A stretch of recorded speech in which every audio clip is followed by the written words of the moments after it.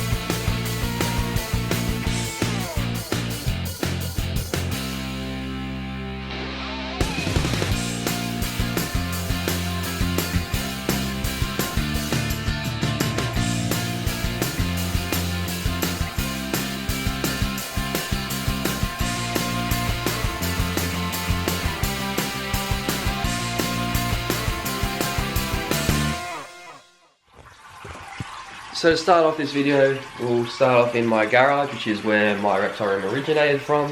If you guys have been here for quite a while, I started off having all my animals in my garage when I lived with my mum.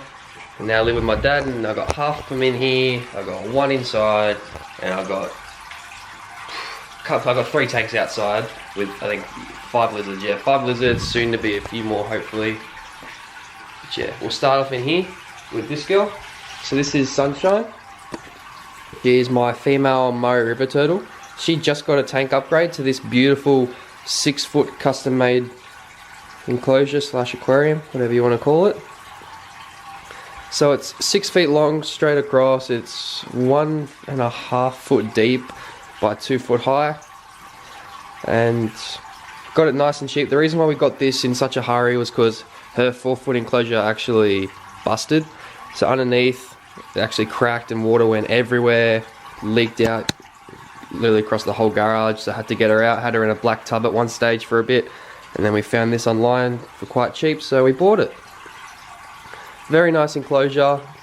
It's actually got 2 settings now, or 3 settings. You've got your UVB, there's 2 globes in there, and you can turn it on. Hopefully it works. Oh, I don't think it's going to work. Well, there you go, you can see it a little bit. So you got the night setting in there. Obviously the starters aren't the best, so it takes a while to turn on. So if you don't know what starters are those 2 circular things and the reflection there. So it's got 4 starters because it's got 4 globes, but I need to fix the starters up. I haven't got time for it yet. So it's got your blue globes, and then it's also got your day globes as well.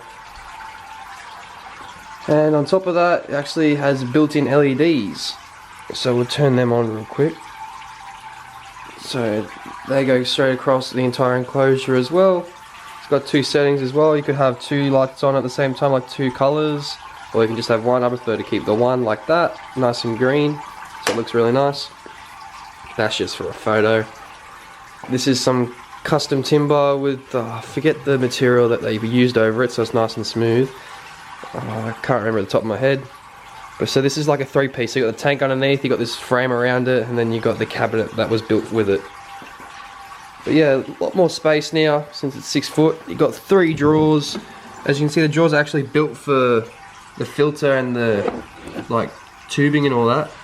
You can see in there, all the tubing goes up and around. So these drawers are actually built for that. The stuff that's just in here is just spare reptile supplies like turtle food, calcium, and all that. In here, got glass panels, got that phone I was telling you about for that ribbon, cleaning stuff. In here, as you can see, more reptile supplies, heat mats, all that. As you can see, that's where tubing that goes in. In here is the filter It's actually all soundproof as well. So this is soundproofing material. There's soundproof there. That's not plugged in. I want to wire it up soon, like get it all done. This one's actually on. It's just an Aqua One Reptile filter. As you can see, the 2 tubes go in up there, and that's your in. So that's where the water gets filtered for, and it comes out over the other side there, which is a nice waterfall system. But yeah, in here, all the electronic side, soundproofing on the other side as well. So there's a big board there, and it goes into this.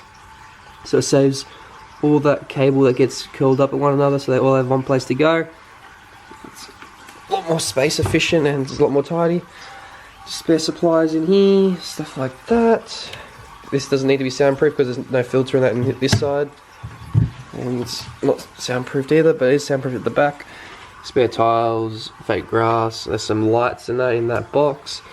More cables, etc, etc. But yeah, that's Sunshine's new tank.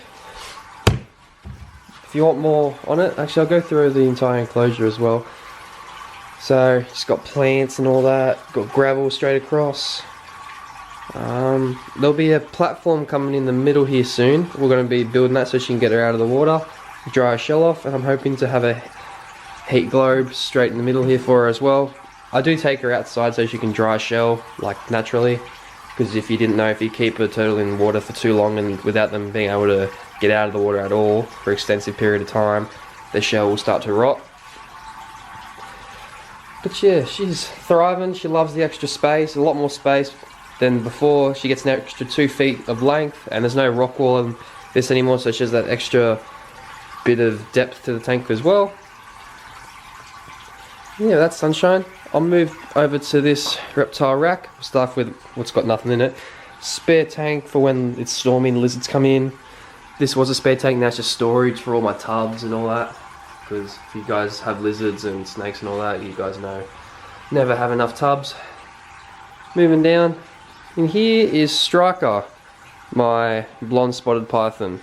I've got a 100 watt heat bulb, 200 watt UVB bulb, and a UVB strip straight across, just because I wasn't using this. This was from the tail tank before. Fake grass substrate. It's just pretty basic at the moment.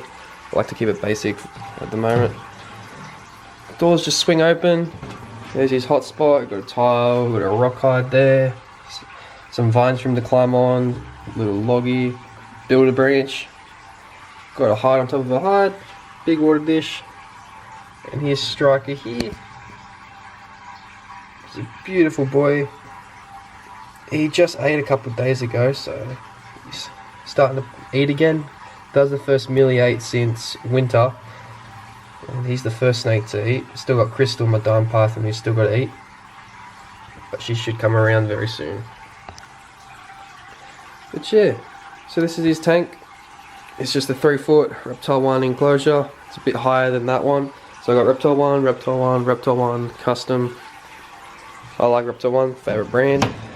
Aussie made, Aussie built. And yeah, all the power and all that. This used to be full because it used to be wired up with that as well, but now there's just an extra cord, as you can see there, that goes straight in, so it has its own electrical board in there now, so that's not out for everyone to see. But it's just an extension cord from there to here to there. But yeah, so that's the reptile rack and the tail tank. That's all the animals that I have inside here, and I'll show you guys the diamond python. So here is Crystal, my diamond python. She's a big girl, as you guys can see. This is her enclosure here. It's a URS 3 foot by, or 4 foot by 3 foot enclosure. Got, what's it called, newspaper as substrate, because to keep it simple, and she's got a bit of scale issues at the moment, so I just got a basic for her, nice and clean. Custom rock background. She gets behind here sometimes, which sucks. Got a fake grass background that she's pulled off already. Plant, branches so she can climb up. Got a heat globe there, UVB strip straight across. Big water dish, hide. Here she is here. Nice big girl. In here, just have a spare tank just sitting in here. Spare supplies in here, more spare supplies, spare newspaper. But yeah, that's it with Crystal. She hasn't eaten since the start of winter, so but she's still looking fat and healthy, so I'm not concerned with her. She's about just over 2 meters long now. I know she doesn't look it, but she is pretty large now. Yeah, beautiful tank. Glad that I have this type of setup for her. Hopefully I can get a bigger one day, but she doesn't need it at the moment because I like to have nice big display tanks for everyone. But yeah, I'll move on to the outdoor pits now. So as we come outside now, you can see here's the old woodwork for the 4-foot tall tank. Still got the hood and the cabinet. But yeah, I'll move over to here now. Got our 3 outdoor pits and soon to be an outdoor pond for the turtle or sunshine, possibly some water dragons, possibly a Merton's water monitor. So stick around for that. That will be coming hopefully 2021 when I find time, because I'm working full time. We'll start off with the biggest tank. We'll talk about the tanks first, then we'll go over to there. So I started off with this tank firstly. This housed my blue tongue Maximus when she was little, and she grew out of it. And then this went over there, never to be seen again, and I built that for all of them because I have Bumblebee in there, my bearded dragon, I have my Shingleback in there, and then I had Maximus. Second off, so that went away, that was built, and then I wanted to get into blue tongue breeding, so I bought an albino blue tongue named Whitey, and I also bought a melanistic blue tongue which now lives in this. But the albino lives in here. I decided, just in case, just separate the same, then just in case something happens, so 2 separate tanks. But now currently Maximus and Whitey are in here, hopefully breeding. I'm not sure yet. I know it's a little late in November to see, but they've been in here for about a month, so I don't know what's happening. But I know Whitey's a confirmed male and Maximus is apparently a female, but no signs of fighting. They're always just next to each other, always following each other, just cruising. But yeah, so that's the story of the tanks. 3 meters long by 1 meter long by I don't know how high anymore. This is 2 meters long by 1 meter long by I can't remember how high, and this is just 1 meter by 1 meter, I'm pretty sure. So I'll start off with the biggest tank because I see someone's out, and by that I mean Bumblebee. So this is Bumblebee, my male bearded dragon. He's the first animal, actually he's the second animal that I've ever owned. Sunshine was now my first. There used to be a female bearded dragon in here who bred with Bumblebee named Charlie, but she passed away a year or 2 back. She was the first reptile, then I bought him, but Sunshine was previously my sister's pet, so I adopted her because my sister no longer wanted her. And yeah, as you can see, it's custom doors, just mesh, just hammered in or stapled in. Each door is 1 meter by 1 meter. So you got 3 doors, got some grass growing in here. Dwayne always hides in the grass, just trying to find him. Got a roof tile there, got all these little ledges and all that Bumblebee and Dwayne like to climb on. Usually Maximus lives in here. I'm thinking of redoing this whole thing up so my melanistic blue tongue can live in there and then the rest can come live in here. I don't know yet though. If I can get this up, it'd be nice. Yeah, this one is a little old, so the wood's very bent. This side will work. Over here, just hides that are fallen over. Substrate's just little wood chips. Trying to find Dwayne. That's Maximus's burrow that she likes to bury herself into. I'll lift everything up to see if I can find Dwayne for you guys. This ledge is actually screwed in. This one isn't. These are all just chucked in on bricks and all that. I actually don't know where Dwayne is. Knowing my luck, he'll be in the grass here. But again, I have no clue. I'll find him for you guys, and I'll be back with you guys in a second. So here's Dwayne. My unsexed. I thought it was a male, but I'm not sure anymore. Shingleback skink. Beautiful, beautiful animal. He's the most docile of all of them. He'll just chill in your hand all day, every day. Just fall asleep. Bumblebee likes to run around a bit. Gee, he's a beautiful boy. I want to find a partner for him or her. Not sure yet, but just haven't had the time at the moment or the place. Because I'm working full time, so I don't really plan on getting any more animals at this present time. Just because then I'd feel bad because I won't be able to give them 100% all the time. I can give these guys 100% because not many animals compared to some other people. But yeah. But that's this tank. This tank cost me and actually it was just me about $300-400, I'm pretty sure, maybe less. It's just, this was crap wood that Bunnings was getting rid of, so we just built the frame out of that. This is plywood sleepers. We just stacked them on top of each other. As you can see, they're bolted together with more timber there, so they're connected, and these timbers are actually into the ground, so it stays put. And underneath all the substrate is this thick rubber mat that we just had sitting around. Look at all that, look at all the ants just so they can't dig out. But anyways, we'll move on to this tank. Talk about this tank. This tank was actually just a garden bed, as you can see, just the metal going around. We just built the wood around it. Same thing, stapled the mesh in here. This is actually a little bit of rubber slash plastic, or foam, that would be called, foam, straight across, just so when it closes it doesn't have the flush wood on wood slamming, so it's nice and soft closing. Hinges, same as the other one, 2 hinges per door. Same substrate, same deal, rubber underneath. But in this enclosure it houses my 2 blue tongues. Also, these tarps are for wet weather. The rain can't get underneath all that, so this is their dry spot. And this is the blue tongue, hopefully, breeding setup. So you've got all the wood chips and all that. You can see they've been burrowing through here a bit. I have a feeling one of them might be underneath the water dish because that burrow wasn't there before. Empty food dish because they've obviously eaten it all, because they bloody eat anything. I wonder if there's anyone in here. Nah, no one's in there. Nice big hide here for them to go under, which I find really good. And they also climb on top before. You guys saw the intro, Maximus climbing on top. So open this up, see who's here.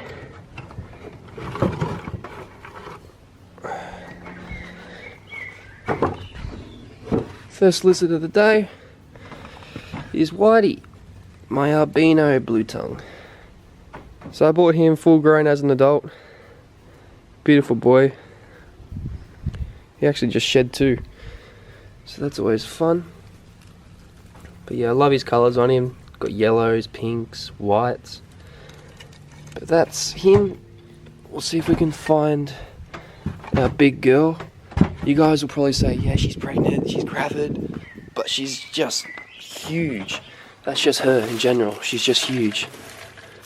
I'll see if I can find her for you guys. Oh yeah, there she is. So this is Maximus, or Maxine. As you can tell, she looks gravid, but I just can't tell though, because she's always been huge. So she's a Queensland locality Eastern, he's an Eastern albino. I bought this guy back up to Queensland, and this girl I bought at the Reptile Expo from Peter Birchall Critter Camp. But yeah, she's a beautiful, beautiful animal, this girl.